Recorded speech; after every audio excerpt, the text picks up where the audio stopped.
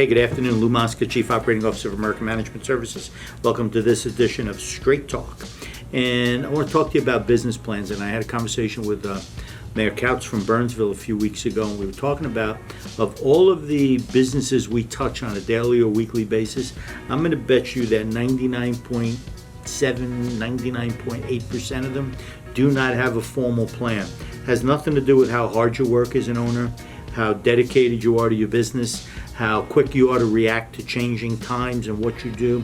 But without a formal plan, it's like flying a plane without the path being charted out, without a flight plan, right? So 3 things that you should know if you actually have a plan that you should keep in mind to tell you if your business plan is stale. The first is your growth stagnant? Now, some people will say, I really don't want to grow too fast. That's really a lot of BS, you know.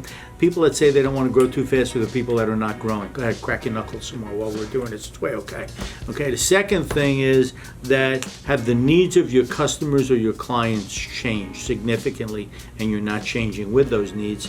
And the third thing that you know if your business plan is stale is if you do not have permanent employees filling the seats where you have temporary people or filling the seats of independent contractors. And I know everybody's going to say, I can't find people. I'm going to tell you, if you can't find people, it is your fault, which goes back to what does your business plan say.